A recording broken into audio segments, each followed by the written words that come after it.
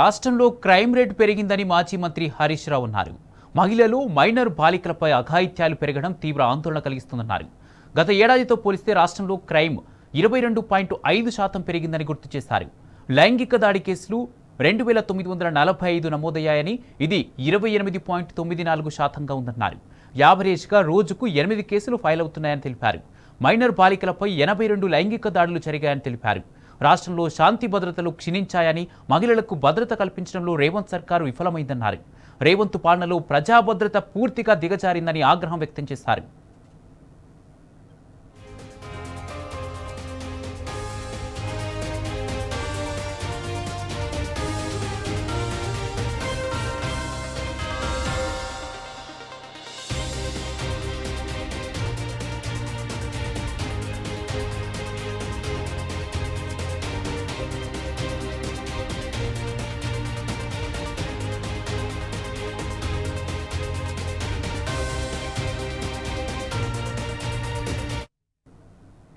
రాష్ట్రంలో crime rate పెరిగిందని మాజీ మంత్రి హరీష్ రావు అన్నారు. మహిళలు మైనర్ బాలికలపై అఘాయిత్యాలు పెరగడం తీవ్ర ఆందోళన కలిగిస్తుందన్నారు. గత ఏడాదితో పోలిస్తే రాష్ట్రంలో క్రైమ్ 22.5% పెరిగిందని గుర్తు చేశారు. ఇదే అంశానికి సంబంధించి పూర్తి అప్డేట్స్ మా ప్రతినిధి లివిల్ అందజేస్తారు. లివిల్, రాష్ట్ర హోంశాఖ డీజీపీ వల్ల ప్రత్యేకంగా రాష్ట్ర వార్షిక నివేదికలు విడుదల చేశారు. ఈ నేపథ్యంలో క్రైమ్ రేటు గణనీయంగా పెరిగిన అంకెలు వల్ల మన ప్రస్తుతంగా కనిపిస్తే ఈ నేపథ్యంలోనే మాజీ మంత్రి ఎమ్మెల్యే హరీష్ రావు ఎక్స్ వేదికగా ఏదైతే ఈ క్రైమ్ రేటుకు సంబంధించి ఎక్స్ వేదికగా ప్రభుత్వ వైఫల్యాలను మరొకసారి గుర్తు చేశారు. రాష్ట్రంలో మహిళలు మైనర్ బాలికలపై అఘాయిత్యాలు పెరగడం తీవ్ర ఆందోళన కలిగిస్తుందని, ప్రభుత్వ వైఫల్యం తెలియనిదర్శమని కూడా ప్రభుత్వం ఎత్తి చూపారు. గత సంవత్సరంతో పోలిస్తే తెలంగాణ నేరాలు 22.5% పెరిగిందని, అత్యాచారం కేసులు సైతం 28.94 పెరిగాయి. ఏడాదిలో మొత్తం 2945 కేసులు నమోదయ్యాయి. సగటున రోజుకి 2 కేసులు నమోదవుతున్నట్టు కూడా వారు ఇచ్చిన వార్షిక నివేదికలోనే ఉందని కూడా సందర్భంగా గుర్తు చేశారు. ఇందులో 82% మైనర్ బాలికల అపహరణలు, కిడ్నాప్ కేసులు నమోదవడం సిగ్గుచేటు అని చెప్పేసి కూడా కాంగ్రెస్ ప్రభుత్వంపై తీవ్రస్థాయిలో మండిపడ్డారు. కాంగ్రెస్ పాలనలో మహిళలు మద్దతు లేదని ప్రధానంగా అర్థమవుతుందని, కాంగ్రెస్ ప్రభుత్వం హయాంలో ప్రజాభద్రత పూర్తిగా దిగజారిపోయిందని తెలిసిన ఈ వార్షిక నివేదిక అని చెప్పేసి కూడా సందర్భంగా గుర్తు చేశారు. అయితే అంబర్పేటలో గత 4 నెలల క్రితం ఏదైతే బ్యాంక్ మేనేజర్ గంగారెడ్డి ఆయన భార్య హత్యకు గురయ్యారో, ఆ కేసు ఇప్పటి వరకు కూడా పరిష్కారం కాలేదనే విషయాన్ని కూడా గుర్తు చేశారు. 6 నెలల క్రితం హత్యకు గురైన బీఆర్ఎస్ నాయకులు శ్రీధర్రెడ్డి కేసు కూడా ఈ నేతలు ఎలాంటి చర్యలు తీసుకోలేదని, ఈ ఘోర నేరాలకు ఇప్పటికీ న్యాయం దక్కకపోవడం శోచనీయమని చెప్పేసి కూడా ప్రభుత్వంపై సూటిగా విమర్శించారు. తెలంగాణలో 163కు పైగా ప్రధాన కేసులు ఇప్పటికీ పరిష్కారం కాలేదని, అందుకు కాగా 10 కోట్ల విలువైన ఆర్థిక మోసాలకు సంబంధించి రికవరీ జరగలేదని కూడా స్పష్టం చేశారు.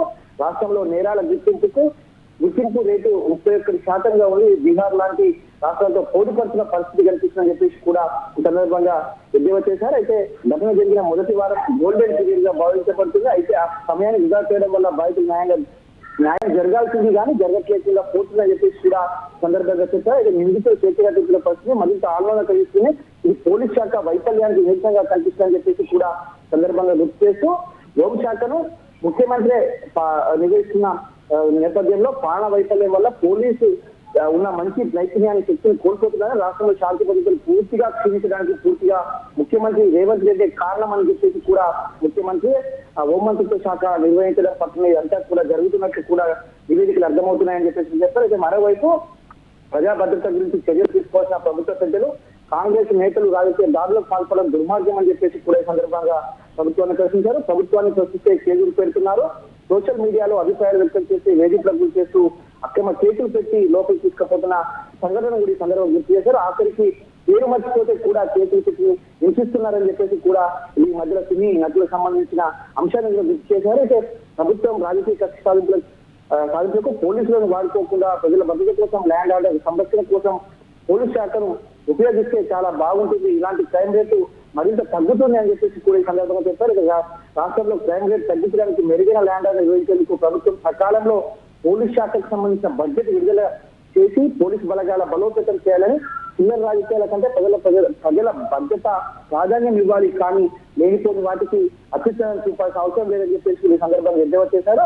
ప్రజలకు పోలీసులపై నమ్మకాన్ని పెంచాలి, వేగవంతమైన న్యాయాన్ని అందించాలి, కానీ ప్రతిపక్షాల గొంతు నొక్కేందుకు ఈ ఉపయోగించుకుంటున్నారు తప్ప ప్రజలకు ఏ విధమైన న్యాయం చేయడానికి గాను ఏదైతే నిందితులను పట్టుకోవడానికి పోలీసు వ్యవస్థను అసలే బాగట్లేదని చెప్పేసి కూడా ఈ సందర్భంగా ఈ ఏదైతే వార్షిక నివేదిక గణాంకాలను ఉద్దేశించి బీఆర్ఎస్ మాజీ మంత్రి ఎమ్మెల్యే హరీష్ రావు ప్రభుత్వ వైఫల్యం ఎండగట్టారు. ఏదైతే రాష్ట్రంలో జరుగుతున్న వైఫల్యాలన్నిటికీ ఖచ్చితంగా హోంమంత్రిత్వ శాఖ వేస్తున్న ముఖ్యమంత్రి కారణం బాధ్యుడని చెప్పేసి కూడా మరొకసారి తేల్చెప్పారు. రాజకీయ కక్షలు కుట్రలతో ముందుకెళ్తున్నారే కానీ శాంతి భద్రతలు ఇటు ఇతర నిర్వహణకు పోలీస్ శాఖను వాడడంలో ప్రభుత్వం పూర్తిగా వైఫల్యమైంది. ప్రభుత్వానికి సంబంధించిన పోలీస్ శాఖ కేటాయించిన బడ్జెట్ సకాలంలో విడుదల చేయకపోవడం పట్ల కూడా మాజీ మంత్రి ఎమ్మెల్యే హరీష్ రావు ఎద్దేవా చేశారు. ఇటీవల కాలంలో కానిస్టేబుల్ అందరూ కావచ్చు ఇతర పోలీస్ శాఖలోనే ఉన్నతమైన అధికారులు కూడా నిరసన తెలపడం కానిస్టేబుల్ నిరసనతో ఇటీవల ఆత్మహత్యలు పోలీస్ శాఖలో ఆత్మహత్యలు కూడా పెరిగిన ఉదంతాన్ని కూడా గుర్తు చేశారు మాజీ మంత్రి MLA Harish Rao Kumar. Right, thank you లివిల్.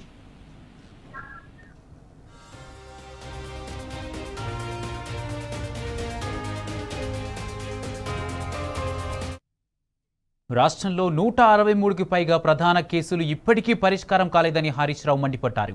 10 కోట్ల విలువైన ఆర్థిక మోసాలకు సంబంధించి రికవరీ జరగలేదన్నారు. రాష్ట్రంలో నేరాల గుర్తింపు రేటు 31% ఉందన్నారు. బీహార్ లాంటి రాష్ట్రాలతో రాష్ట్రం పోటీ పడే పరిస్థితి ఏర్పడిందని దుయ్యబట్టారు. ఇన్సిడెంట్ జరిగిన మొదటి వారం గోల్డెన్ పీరియడ్గా భావిస్తారు. సమయాన్ని వృధా చేయడంతో బాధితులకు న్యాయం జరగడం లేదన్నారు. దాంతో నిందితులు స్వేచ్ఛగా బయట తిరుగుతున్న పరిస్థితి నెలకొందన్నారు. ఇది పోలీసుల వైఫల్యానికి నిదర్శనంగా నిలిచిందని హరీష్ రావు మండిపడ్డారు.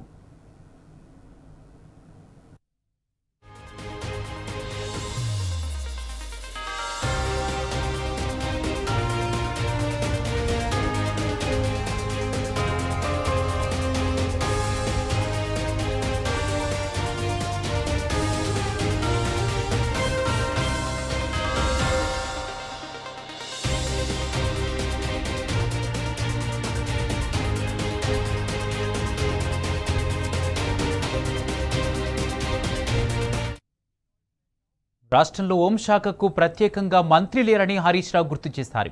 సీఎం రేవంత్ రెడ్డి హోంశాఖ బాధ్యతలు చూస్తున్నారని తెలిపారు. రేవంత్ రెడ్డికి పాలించడం చేతగావడం లేదన్నారు. దాంతో తెలంగాణ పోలీసులకు ఉన్న మంచి పేరు కోల్పోతున్నారని వివరించారు. రాష్ట్రంలో శాంతి భద్రతలు పూర్తిగా అదుపు తప్పాయనడానికి సీఎం రేవంత్ రెడ్డి కారణమని హరీష్ రావు ఆగ్రహం వ్యక్తం చేశారు. ప్రజల భద్రత గురించి చర్యలు తీసుకోవాల్సిన కాంగ్రెస్ నేతలు రాజకీయ దాడులకు పాల్పడుతున్నారని విరుచుకుపడ్డారు. వివిధ అంశాలపై ప్రభుత్వాన్ని ప్రశ్నిస్తే కేసులు పెడుతున్నారని విమర్శించారు. సోషల్ మీడియాలో అభిప్రాయం వ్యక్తం చేసినా వదలడం లేదన్నారు. చివరికి పేరు మర్చిపోతే కూడా కేసులు పెట్టి వేధిస్తున్నారన్నారు.